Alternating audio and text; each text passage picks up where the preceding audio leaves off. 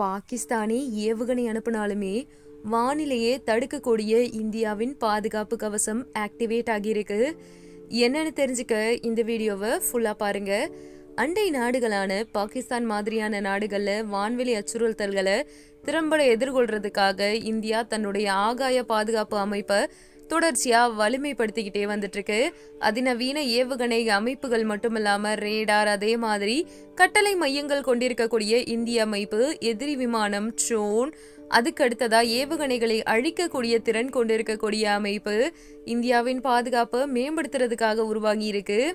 குறிப்பா இந்தியாவுடைய பாதுகாப்பு நிலை ரொம்பவுமே சவாலா இருக்கு. ஆனா இந்தியா தயாராகி இருக்கு. இந்தியா தன்னுடைய ஏவுகணைகளை 400 பாதுகாப்பு அமைப்பை ஆக்டிவேட் செஞ்சிருக்குன்னே சொல்லலாம். இந்தியாவுடைய பாதுகாப்பு தேவைக்கு ஒரு துல்லியமான ஆகாய பாதுகாப்பு அமைப்பு அவசியம். குறிப்பா இஸ்ரேலுடைய அயன் டோம் அப்படின்ற ஒரு அமைப்பு இந்தியாவுடைய ரொம்பவுமே தனிப்பட்ட அமைப்பா இருக்கு. அது மட்டும் இல்லாம இந்தியாவுக்கு ஒரு விரிவான பல அடுக்கு பாதுகாப்பு அமைப்பு அது உருவாக்கி இருக்குன்னு சொல்லலாம்.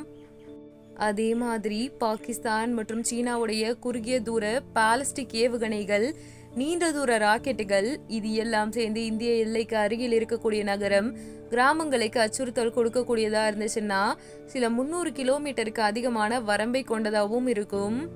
இதையும் தாண்டி வானிலையே அழியக்கூடிய நிறைய ஏவுகணைகள் இருக்கு. இந்தியாவுக்கு ஒரு பாதுகாப்பு கவசம் தேவை. இந்தியாவுடைய புவியியல் இருப்பிடம் எதிரிகள் 2 வெவ்வேறு இடங்கள்ல இருக்கனால இந்தியா ஏராளமான அச்சுறுத்தல்களை எதிர்கொள்ள வேண்டி இருக்கு. இந்தியாவுடைய ஆகாய பாதுகாப்பு அமைப்பு இறக்குமதி செய்யப்பட்டிருக்கக்கூடிய உள்நாட்டு ஆயுத அமைப்புகளுடைய கலவையா இருக்கு. இது பல அடுக்குகளை கொண்டதாகவும் அதன் விவரங்களையும் வரிசையா பார்க்கலாம். இந்த திட்டத்தின் கீழா பாலிஸ்டிக் ஏவுகணைகளுக்கு எதிராக பாதுகாக்க வேண்டிய பாதுகாப்பு அமைப்பு உருவாக்கப்பட்டிருக்கு.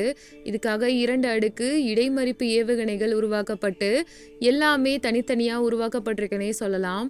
உயரத்தில் பறந்து எதிரிகளுடைய இலக்கை அழிக்க முடியும். 2வது அட்வான்ஸ்டு ஏர் டிஃபென்ஸ் அண்ட் அதே மாதிரி ஏவுகணைகள் குறைந்த உயரத்தில் இலக்குகளை சுட்டு வீழ்த்த உருவாக்கப்பட்டதா அமையும்னே பார்த்துக்கலாம். குறிப்பாக பாதுகாப்பில் அட்வான்ஸ் ஏர் டிஃபென்ஸை பற்றி சொல்லணும்னா அதனுடைய ஏவுகணைகள் வளிமண்டலத்துக்கு கீழே அதிகபட்சமாக 30 கிலோமீட்டர் உயரம் வரைக்கும் இலக்குகளை அழிக்கக்கூடியதாக இருக்குமாம். குறிப்பாக பார்த்திங்கன்னா அதனுடைய செயல்பாட்டு வரம்பு அப்படின்றது 150லேருந்து 200 கிலோமீட்டர் வரைக்கும் இருக்குது. இந்த ஏவுகணை 5556 கிலோமீட்டர் மணி வேகத்தில் எதிரியை நோக்கி நகர்த்துதுன்னு சொல்லலாம். குறிப்பாக ரஷ்யாட்டிருந்து பெறப்பட்ட 400 அமைப்பு ஒரே நேரத்தில் 72 ஏவுகணைகளை ஏவக்கூடியது. இது 8x8 ட்ராக்ல பொருத்தப்பட்டதாக இருக்குது. எளிதாக நகரக்கூடியது. 50 டிகிரியிலிருந்து 70 டிகிரி வரையிலான வெப்பநிலைகளில் செயல்படக்கூடிய இந்த ஏவுகணைகள் அழிக்கிறதுன்றது எதிரிக்கு மிகப்பெரிய கடினமாக இருக்கும். ஏன்னா இதுக்கு நிலையான இடம் கிடையாது. எனவே இதை எளிதில் கண்டுபிடிக்க முடியாது. S-400 ஏவுகணை அமைப்பில் 40, 100, 200, 400 கிலோமீட்டர் வரம்புகளை கொண்டு 4 வகையான ஏவுகணைகள் இருக்கு. இந்த அமைப்பு 100 அடியிலிருந்து 40,000 அடி வரைக்குமே பறக்கும் இலக்கை அடையாளம் கண்டு அழிக்கக்கூடியதாக இருக்குது. ஏவுகணை, விமானம் இல்லைனா ட்ரோன் மாதிரியான எந்த வகையான ஆகாய தாக்குதலையும் கையாளும் திறன் கொண்டதா இந்த ரேடர் அமைப்பு இருக்குது. 600 கிலோமீட்டர் தூரம் வரைக்குமே சுமார் 300 இலக்குகளை கண்காணிக்கக்கூடியதா பாதுகாப்பு அமைப்பாக இருக்குன்னு சொல்லலாம். இதை பற்றி நீங்கள் என்ன நினைக்கிறீங்கன்றதை கமெண்ட் பண்ணுங்கள். நம்ம சேனலை லைக் பண்ணுங்கள், ஷேர் பண்ணுங்கள், சப்ஸ்கிரைப் பண்ணுங்கள். தேங்க்யூ.